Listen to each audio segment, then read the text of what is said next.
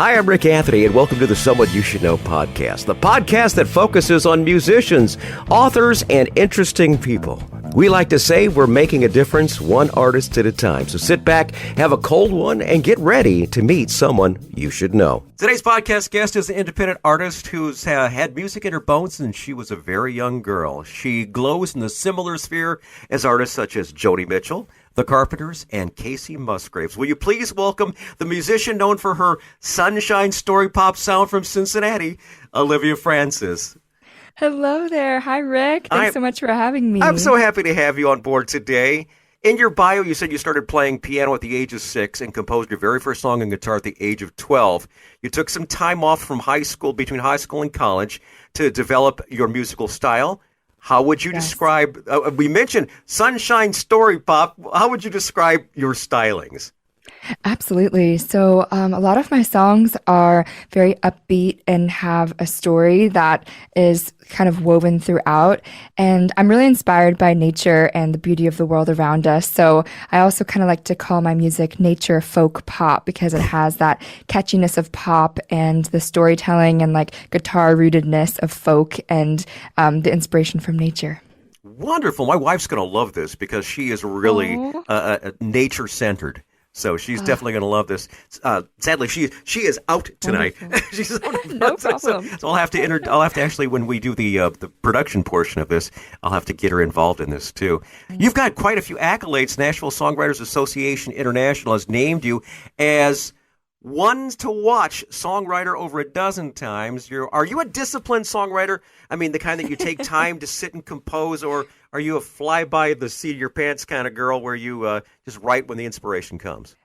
Definitely, I fall into the category of disciplined songwriter. I have writing sessions every week, and I'm always writing with a variety of folks literally from all over the world. It's so wonderful living in Nashville because you just meet so many people from all walks of life, and it's such a collaborative, supportive community. And it's always just like, hey, like, do you want to write? Do you want to write? And so I also write solo as well, but I do really enjoy just the collaborative spirit of writing with others here in Nashville. And you've written with quite a few: Billy Lee, Kevin So, Matt Stell. Let's talk about that genre of working with those individuals. Absolutely. So Billy Lee, shout out to him. He wrote The One by Gary Allan. I love Gary Allan. Love Gary Allan. Country song, me too. Love him. Yes, I feel so thankful to know Billy. I met him back in 2014 when I took a gap year in Nashville after after high school, before college. And it's funny that we bring him up because on Friday, Billy and I played together in a songwriting round at the Commodore Grill. He had me up there, which was so gracious of him. And tomorrow, literally tomorrow, we are co-writing together. So I'm excited to see what we come up with. Wonderful. And yeah, Matt Stell, is a big guy now in the country world, and so excited to have watched his journey unfold. It's just been so magical. And Kevin, so yeah, I just love all those folks. Wonderful. And being right there in Music Row, you've got everything going on there. Have you played Tootsie's yet? No, I haven't played Tootsie's. I know a lot of the time that's a Broadway place, and I think it's a lot of cover songs, but I know it's such a legendary spot. I have not played Tootsie's yet. All right, very good. Well, it's going to be coming down the road because I think great things for you. I from what I've heard. As a matter of fact, the next song we're going to feature is Breathing Room. It's a great song. Backstory on it? Thank you. Sure. I wrote Breathing Room in October of 2020 with my friend Margie Hauser. And Margie and I actually went to the same high school in different years, though, which is really funny. And we're both from Cincinnati. She also lives in LA. And we really just bonded. And I was feeling overwhelmed at that time. I have a tendency when I feel very stressed, which I was during the global pandemic, to overbook myself and kind of like dive into just music and work and just schedule. And so we had this writing session, and I kind of had this idea in my phone. I call it my hook book, where I keep all my song ideas, called Breathing Room. And we just kind of started playing around with that concept and came up with this song. And I'm so thrilled that it's now out in the world for all to hear. Wonderful. Brand new music from Olivia Frances. It's called Breathing Room. You're going to hear it right now on the Someone You Should Know podcast. I keep choking, but I'm coping. Lift the weight up off my chest. See me skating, but I'm breaking from this crazy kind of stress. Is this just how it's gonna be? for me. I could use some breathing room to get me through, to get me through. I could use some breathing room to get me through, to get me through. Peace and quiet, wanna find it when I sit here all alone. But my head spins like a yo-yo, 'cause my mind won't let it go. Is this just how it's gonna be for me? I could use some breathing room to get me through, to get me through.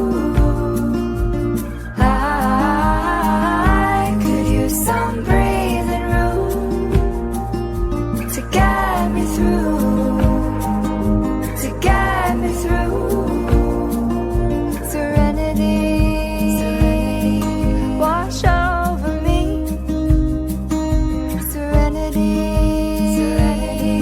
bring hope to me. Serenity, be a friend to me. Serenity, don't let me down. I could use some breathing room to get me through, to get me through. I could use some breathing room to get me through, to get me through. I could use some breathing room. Wash over me to get me through. Wash over me to get me through. Wash over me. I could use some breathing room to get me through, to get me through. Breathing Room, brand new music from today's podcast guest, Olivia Frances. Olivia, who inspires you? What kind of artists inspire you? Any particular artists that you really and truly say, yeah, I really and truly dig their music, and I think I kind of write their way? Sure. Well, as far as, the greats, I love Joni Mitchell, Carole King, the Beatles, and as far as more modern musicians, I'm really inspired by the National, like the indie rock band, Bon Iver, Maggie Rogers, Florence and the Machine. So kind of that like indie folk rock alternative sound is really inspiring to me. Awesome. Very good. By the way, you do a very nice job on microphone too, as far as your interviews and such. I don't know how many you've done, but you seem very comfortable. So I wanted to give you a little kudo right there. You've organized quite a few tours too. You've done the Midwest, the South, the East Coast. But one of the biggest feathers in your cap has to be performing, get this, the Cheyenne Frontier Days. And that you haven't done it just once, but you've done it 2 years in a row. That's right. Oh, gosh. So thankful for that opportunity. I have to give a shout out to Ty Warner. He is my operations officer, and he lives in Cheyenne and is very involved in the music community over there and has brought me out twice to perform. And he helps me organize a band out there. And just the people over there have been so kind and friendly and welcoming. And I actually got to go back out to Cheyenne most recently for New Year's Eve, just in January. And I got to be on stage for the ball drop, and it was my first New Year's Eve show, and so it was a really memorable time. Wow, talk about wonderful accolades to date. And check this one out, gang. You're going to love this. Not only has she done all that, but she's had 2 songs up for Grammy consideration. A song called Wind Chimes was up for Best Americana Performance, and Somebody's Reason for Best American Roots Song. You've got to have a sense of pride to get Grammy considerations. That's got to be something like, oh my God, I did it, Yes, when I learned about that, I was just beaming from all over my body, head to toe. Mike Astrakin and we wrote those songs together, and just to be recognized in that way was so incredible. I think as a songwriter, it's so interesting how, you'll watch different people's like journeys unfold, and everything happens at different times for people. And I've seen people, come to Nashville and leave, or, quit music, or all kinds of things. And so it was extremely validating and affirming to have 2 songs up for Grammy consideration last fall. Wonderful. Now, do you write on guitar? Do you write on piano? What is your instrument? Yeah, so I primarily write on guitar. I also play some piano and ukulele as well. And yeah, during writing sessions, usually the way that they work for me is I'll bring 3 ideas to the table, whether they be like a hook idea, like a title idea, or maybe just some lyrics or a melody idea on guitar. And then normally I'll ask my co-writer, hey, like, do you have 3 ideas you'd like to share?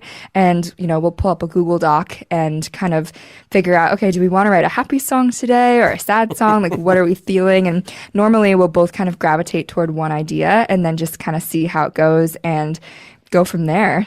Wow. And working in Nashville, this is just, you pinch yourself from time to time realizing where you are and what you're doing in the music mecca right there. It's just absolutely incredible. This next thing is something we always love to consider. We love to include, especially when we have musicians on board. It's called Tales from the Road, and this is those road stories where things just didn't go as planned. You go there, and next thing you know, you realize the wrong venue, or your vehicle breaks down, or you forgot your instrument, or one thing or another. Since you've been at this for a little while now, do you have a specific time or something that came up that makes you kind of wonder, how in the heck did I survive that? If I can survive that, I can survive anything. Have you got anything? I think that there are little moments that come to my mind. For example, there was one time I got to a show and I realized I did not bring my capo for my guitar. And a lot of the songs that I write, like, I need the capo to play. And so I had to run home as fast as I could and get a capo. And it was really stressful. But that was something. And then I feel like another thing that was just kind of comical was I played a show one time, and afterwards there was this man who was really, I guess, loved the show. And he basically asked me if I would be his girlfriend, but he was being really serious about it. And it was just what? And so that was definitely a crazy experience for sure. Well, now let's back up just a little bit. Let's back up to, the time of COVID. A lot of musicians have told me that was a very, very difficult time for them. A fellow Nashvilleian friend of mine, Jim Blaney, during the COVID, he was actually going out once a week and performing at Dee's Lounge with a songwriter showcase. Did you do anything like that? You said you did some writing, and you say you wrote the Breathing Room song during that time frame. How did you handle the COVID time frame? That was for sure a really hard time. I got laid off from my job and I went down to Florida. This is in the very beginning where my mom lives. And I was literally booking 2 Zoom rights a day, each 3 hours long. Just trying to forget about everything. I was applying to jobs virtually too. And yeah, it was so hard to feel so disconnected. I did in the spring of 2021, I did a live stream series called Midweek Magic, where every Wednesday for an hour, I would perform and have one of my songwriting artist friends on with me, and we'd kind of go back and forth and sing songs. And that was really fun and a good way to build community online. But definitely when I perform, there's nothing like a real audience, to really gauge the clapping and what people say and the wooing and the comments. I mean, one of my favorite parts of performing live is the fact that after a show, I'm at my merch booth and folks will come up to me and tell me which song resonated with them and perhaps stories with that. And to me, that is so powerful because that shows, the power of music and the connection that we're all so connected and more similar than we think. All right, Breathing Room just came out. Do we have a EP or LP in the mix? Crossing my fingers for an EP in the fall. Definitely working towards that. But in the meantime, I'm just going to keep on the single bus and just keep on releasing singles every other month or so. Real good. Now, I want you to get back with me when the EP is completed, and we'll do an update, okay? That would be wonderful. Thank you, Rick. We love to do our little updates on our friends that we take good care of on the Someone You Should Know podcast. Now, if you are, and I know you are going to all be friends of this lovely lady after this podcast, and her fans are referred to as Frances's friends. They know the website, but listeners listening in for the first time, what is your website? And links to all your material so we can get more information about you. Absolutely. So my website is oliviafrancesmusic.com. Frances is Frances. And all of my socials are Hey Olivia Frances. So that's TikTok, Instagram, Twitter, all the places. So wonderful. Yes, you can find me there. Hey Olivia Frances. I love it. Great idea, girl. Awesome. Very good. Thank you. We're going to wrap up the show with Daffodil Dreams. Now, I want to know the backstory on this song. It's beautiful. Sure. Thank you. I wrote this song with my dear friend, Lori McComb. And it was a time when I was like really falling in love with this guy. And she knew how much I am inspired by nature and love writing like flower songs. Like my latest album is called Orchid, and there's songs on there like The Bee and the Rose and Cocoon and Moon to My Sun. And anyway, so she kind of brought this title idea into the room. And I really loved it so much and started kind of playing some chords on guitar, and the song went from there. And recently it got an honorable mention in the Americana country category in the Indie International Songwriting Contest. So I'm really thankful for that recognition. Listen to you. Nice going. Awesome. Very good. Well, everyone's going to listen to this song and love it just like we have too. Daffodil Dreams is the name of it. We're going to close the show with that song. And Olivia, I thank you so much for being on Someone You Should Know. Thank you, Rick. Thank you for supporting artists all around, and just so grateful to connect with you and to have this time together.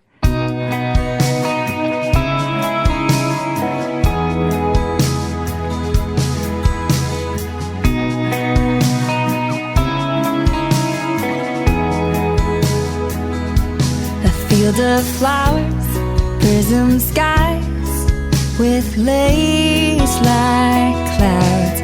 Feel the grass between my toes, and nobody's around but you. You're in my daffodil dreams, got my world glowing. You're magic to me, 'cause I'm so high up off the ground with yellow falling down in my daffodil dreams. Ooh, ooh, ooh, daffodil dreams. A little lemon-colored house with us on the porch, and we'd watch the golden sunset turn into millions more. So endlessly, you're in my daffodil dreams, got my world glowing. You're magic to me, 'cause I'm so high up off the ground with yellow sparkles falling down in my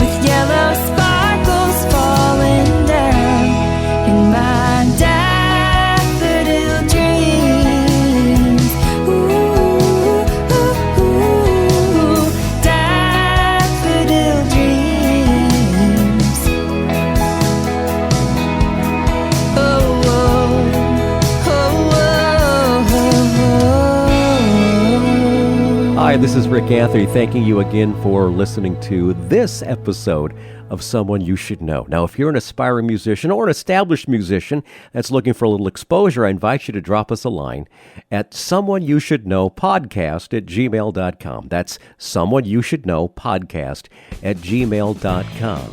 Also, I invite you to tell a friend about the Someone You Should Know podcast. I thank you for tuning in this time, and I invite you to check us out next time on the Someone You Should Know podcast, because you never know who's going to show up. Until next time, remember, God loves you, and so do I.